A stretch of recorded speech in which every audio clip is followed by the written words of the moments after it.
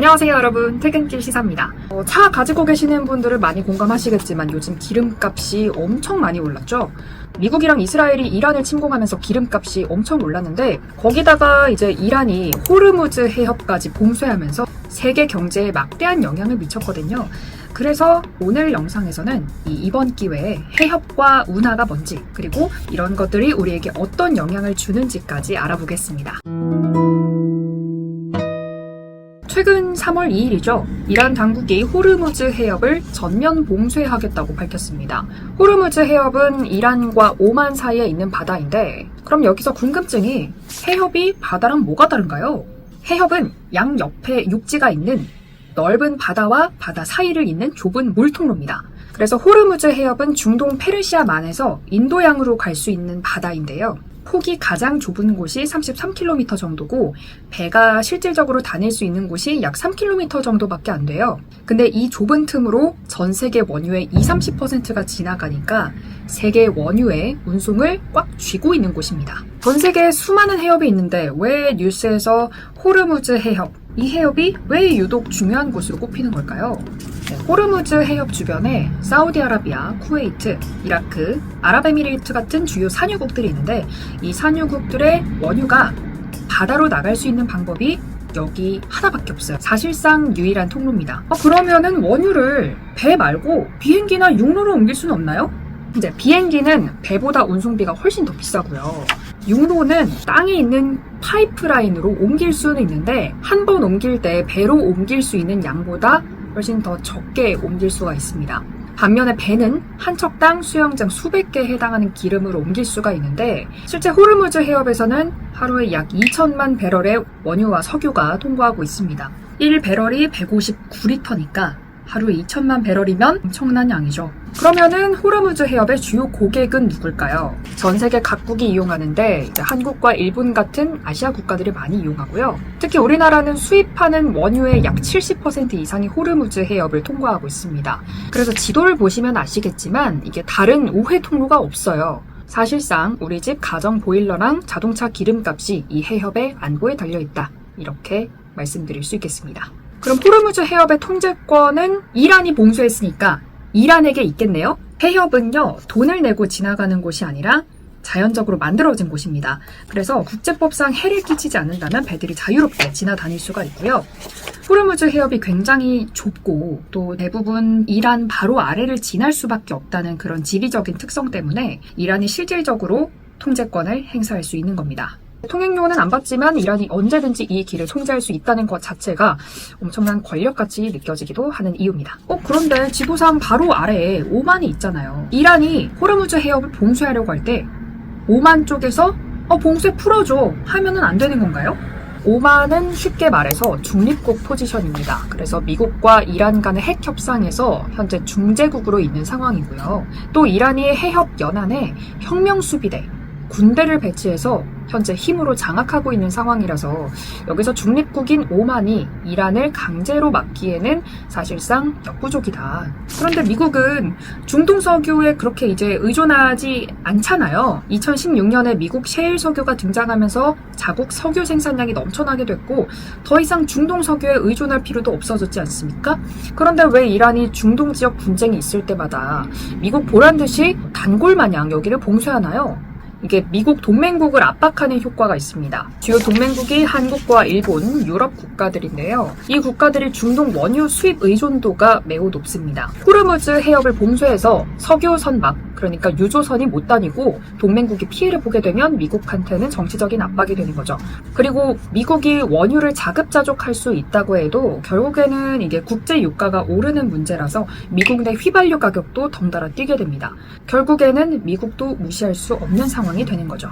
그러면은 이번에 호르무즈 해협이 봉쇄되면서 국제유가가 얼마나 뛰었나요? 중동의 두바이유는 3월 9일 기준으로 배럴당 107달러, 2월에 비해서 약 50% 정도 올랐고요. 서부 텍사스산 원유 가격도 2월 말에 67달러에서 41%가 올라서 배럴당 94.77달러가 됐습니다. 그런데 우리가 느끼는 체감도 그 이상인 것 같은데 유가정보 시스템 오피넷에 따르면요. 3월 첫째 주 주유소 휘발유 가격이 서울은 리터당 1,808원이었고요. 그 다음에 강원도로 리터당 1,752원이었습니다. 그리고 뉴스에서는 호르무즈 해협이 봉쇄돼서 중동 국가들이 원유를 내보낼 길이 없으니까 아랍에미리트와 쿠웨이트가 원유 생산 자체를 줄이기 시작했다는 보도도 많이 나오잖아요. 그러니까 이 상황이 장기화되면 국내 휘발유 가격이 리터당 3,000원을 넘을 수 있다는 전망도 전문가들 사이에서는 나오고 있는 상황입니다. 예전에도 휘발유 가격이 올랐던 때가 있잖아요. 맞아요. 러시아와 우크라이나 전쟁 초기, 그러니까 2022년도에 두바이유 가격이 배럴당 120달러로 올랐을 때 국내 휘발유 가격이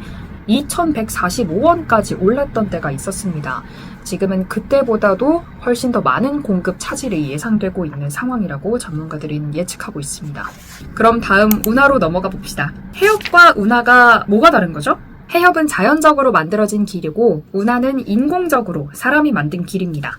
대표적으로 수에즈 운하는 이집트에 있죠. 아시아와 유럽을 잇는 최단거리 루트로 잘 알려져 있습니다. 우리 수출품과 에너지, 원자재, 그리고 유럽에서 들여오는 공산품도 거의 이 수에즈 운하를 통해서 이동한다고 할 수 있을 만큼 굉장히 중요한 해상 통로입니다. 그런데 뉴스를 보면은 호르무즈 해협과 수에즈 운하가 같이 나오잖아요. 지도상에는 멀리 있는데 왜 둘이 이 뉴스에 같이 묶여서 나오는 건가요? 그 두 개가 전 세계 무역을 책임지는 중요한 해상 통로라서 그런 것도 있는데 지금 상황을 봐야 됩니다. 전 세계 선박들이 수에즈 운하를 지금 이용을 안 하는 분위기가 되다시피 했잖아요. 이게 왜 그런 거냐면 공식적으로 봉쇄가 된 건 아닌데 2023년도에 이스라엘과 하마스 간 전쟁이 있었죠. 그 당시에 수에즈 운하로 진입하는 선박들이 예멘 후티 반군에게 공격당하면서 전 세계에 있는 주요 해운사들이 수에즈 운하로 가기 꺼려하는 상황이 됐습니다. 그러다가 작년 10월에 가자 전쟁의 휴전 합의가 되면서 수에즈 운하를 다시 이용할까 하는 분위기가 됐는데 최근 다시 미국과 이스라엘의 이란 공습으로 중동 긴장이 높아지면서 다시 수에즈 운하로 가기 꺼려하는 분위기가 됐다. 이렇게 정리할 수 있겠습니다. 그럼 수에즈 운하가 사실상 막힌 지금은 배들은 어디로 돌아가야 되나요? 이 아프리카 대륙을 따라서 남단에 있는 희망봉으로 돌아가야 됩니다. 이렇게 가면은 수에즈 운하로 가는 것보다 거리는 10,000km, 시간은 열흘이 더 걸립니다. 배 한 척당 하루 연료비도 26,000달러가 추가. 이렇게 되는 거는 수에즈 운하로 가서 위험을 감수하기보다는 안전을 좀 더 중요시하는 거죠. 그리고 희망봉으로 열흘이나 더 걸려 돌아가면은 기름값도 문제인데 소비자들에게는 어떤 영향이 있는 건지 궁금합니다. 수에즈 운하가 전 세계 해상 무역의 약 12%를 차지하거든요. 그래서 이곳 하나만 막혀도 국제 유가는 물론 물류비랑 해상 보험료 금융시장까지 다 반응합니다. 그래서 배들이 희망봉으로 돌아가느라 운송비가 비싸지면 결국에는 물가에 반영이 돼서요. 우리가 사는 수입 식자재와 해외 직구 물건값이 다 오르게 되는 영향이 있습니다. 그리고 궁금한 게 지금은 중동의 긴장 때문에 수에즈 운하로 안 가는 분위기가 됐다지만 예전에 수에즈 운하가 활발하게 운영됐을 때는 통행료 수익이 어마어마했을 것 같습니다. 통행료 수익, 이집트가 벌어들이는 수에즈 운하의 통행료가 어느 정도 되나요? 한 척당 평균 통행료가 약 25만 달러, 우리 돈으로 약 3억 7천만 원 정도입니다. 자연적으로 만들어진 해협과 다르게 수에즈 운하는 사람이 만든 거라서 통행료를 받고 있습니다. 1년에 약 2만 척 이상의 배들이 수에즈 운하로 통행하는데 덕분에 이집트는 수에즈 운하 통행료 수익으로만 연간 50억 달러, 한화 약 7조 원에 달하는 외화 수입을 벌어들이고 있습니다. 그런데 역사적으로 수에즈 운하가 처음부터 이집트 거는 아니었습니다. 그러면은 수에즈 운하의 예전 주권은 누구에게 있었나요? 수에즈 운하가 1800년대 중반에 프랑스 자본이랑 이집트인들의 고된 노동으로 만들어졌습니다. 그래서 1869년 수에즈 운하가 개통이 되고 나서 영국이 제일 많이 이용했어요. 실제로 수에즈 운하가 개통된 이후로는 영국이 그 당시 식민지였던 인도와 오스트레일리아 같은 나라들을 통치하기도 더 수월해졌으니까요. 아무래도 이동하기가 편해졌으니까.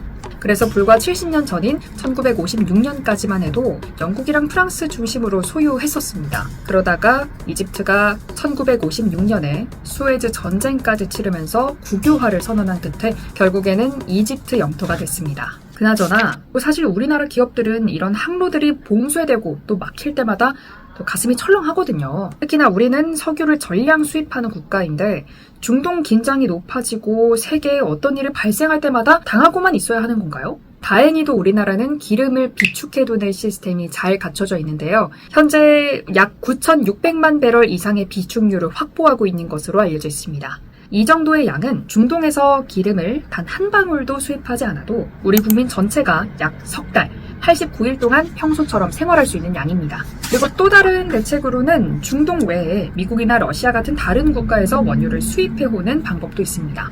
그리고 여기까지 해협과 운하에 대해서 알아봤는데 지금까지 얘기를 들었을 때는 호르무즈 해협과 수에즈 운하 이 두 개에만 의존하기에는 우리나라가 리스크가 너무 클 것 같다 이런 생각이 드는데 그래서 최근 떠오르고 있는 대안이 있다면서요? 맞습니다. 바로 북극 항로인데요. 수에즈 운하랑 다르게 수에즈 운하는 남쪽으로 가잖아요.